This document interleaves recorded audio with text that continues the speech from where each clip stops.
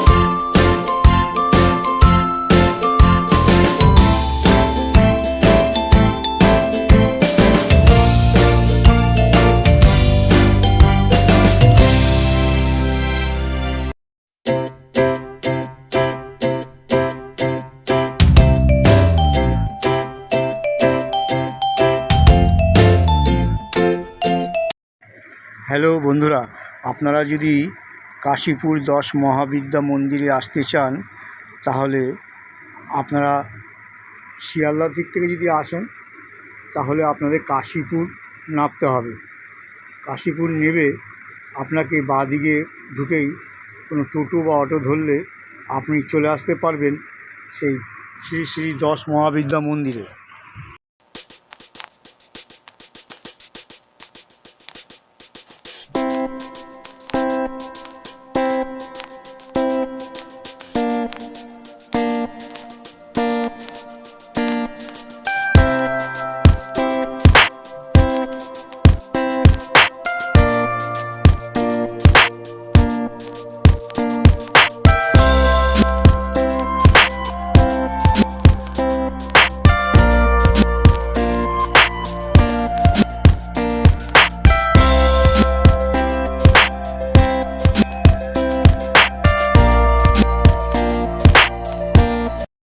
আপনারা যদি কাশীপুর 10 মহাবিদ্যা মাতা মন্দিরে আসেন তাহলে রামকৃষ্ণ মঠের ঠিক সামনেই কাশীপুরে সেখানে নামতে হবে। নামলেই সামনের গলি দিয়ে ঢুকলে পরেই আপনি এই রাস্তাটা পাচ্ছেন। এখান দিয়ে ঢুকলে পরেই ডান দিকে দেখুন রাস্তা আছে, এই রাস্তায় ঢুকলে পরেই শ্রী শ্রী 10 মহাবিদ্যা মাতা মন্দির আপনারা দেখতে পাবেন। পৌঁছে গেলাম কাশীপুরে শ্রী শ্রী 10 মহাবিদ্যা মাতা মন্দির এবং শ্রী শ্রী অনাদিশ্বর মহাদেব সেই মন্দিরে পৌঁছে গেলাম। আপনাদের পুরো ভিডিওটা দেখাবো, আপনারা পুরো ভিডিওটা দেখবেন, স্কিপ করবেন না, পুরোটাই দেখতে থাকুন। এই মন্দিরে যেতে গেলে এই গেট দিয়েই প্রবেশ করতে হবে, এটা মেন গেট। এই মন্দিরে ঢোকার পরেই দুদিকেই রয়েছে শিবের মন্দির। প্রায় 6 থেকে 7টা শিবের মন্দির আছে এখানে।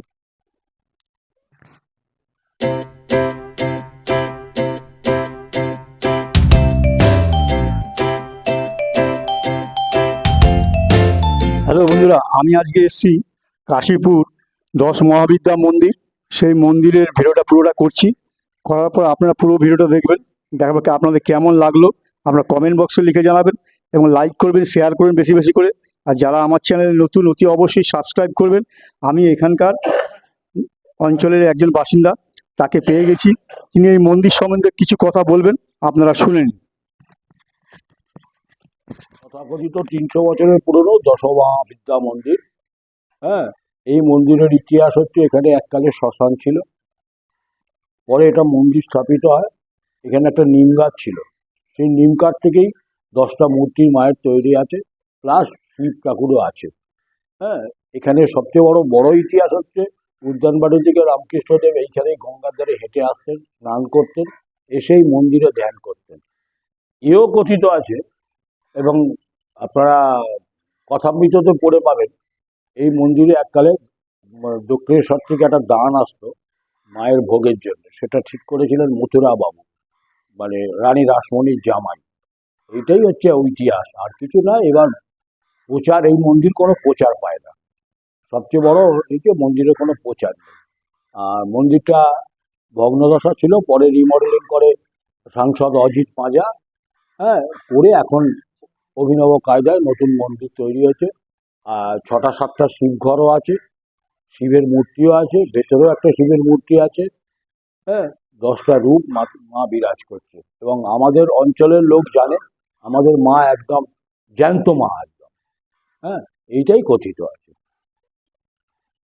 আমরা শুনে নিলাম মন্দির সম্বন্ধে। এই গঙ্গার ওপারেই রয়েছে বেলুড় মঠ। এখান থেকে পুরো বেলুড় মঠ দেখা যায় কাশীপুর ঘাট থেকে। এটা হচ্ছে লঞ্চ ঘাট।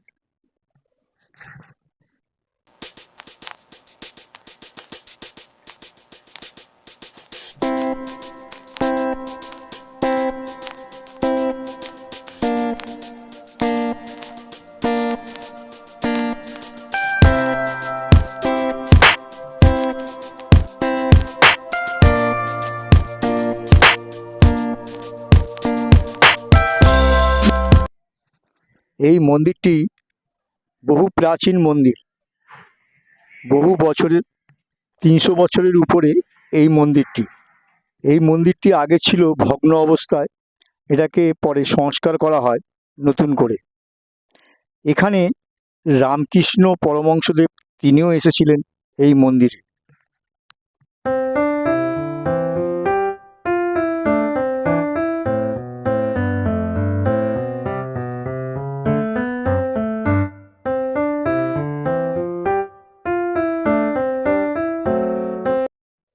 এই মন্দিরটি খুবই সুন্দর এবং শান্ত পরিবেশ, নিরিবিলি জায়গা। বহু মানুষ আসেন এই মন্দিরে, এসে দর্শন করেন মাকে। আপনারা দেখছেন শ্রী শ্রী 10 মহাবিদ্যা মাতা। মায়ের মূর্তির ঠিক পাশে, দুপাশেই রয়েছে নানা ধরনের বিগ্রহ মূর্তি। কালী মাতা, শ্রী শ্রী তারা মাতা, ভুবনেশ্বরী মাতা, শ্রী শ্রী ভৈরবী মাতা, এরকম অনেক মাতা রয়েছে এখানে।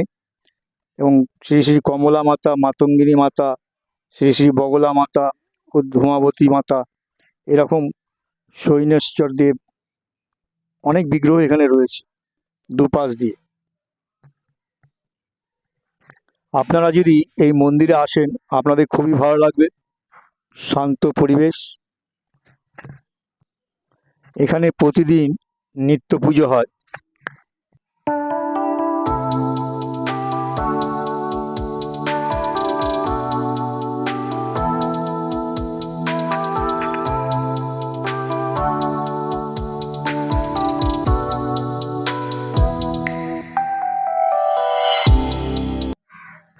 এখানে রয়েছে শিব মন্দির, পিঙ্গলাঙ্ক মহাদেব।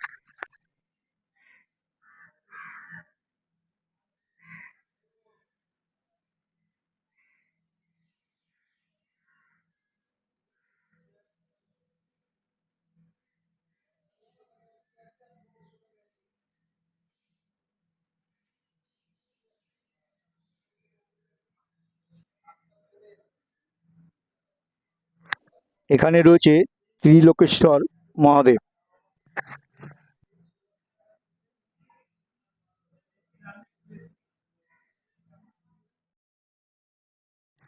এখানে আপনারা ধূপকাঠি, মোমবাতি দিতে পারবেন। পাশেই রয়েছে তুলসী গাছ। খুবই সুন্দর অপূর্ব জায়গা।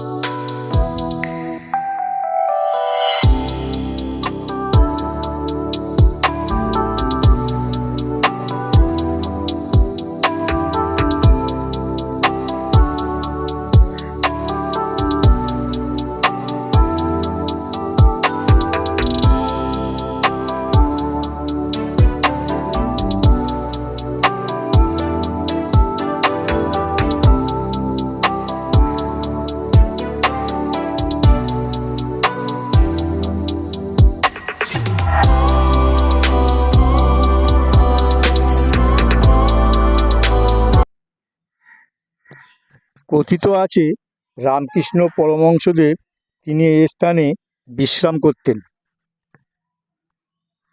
তারই নির্দেশে রানী রাসমণির জামাই মথুরাবাবু মায়ের নিত্যভোগের ব্যবস্থা করেছিলেন।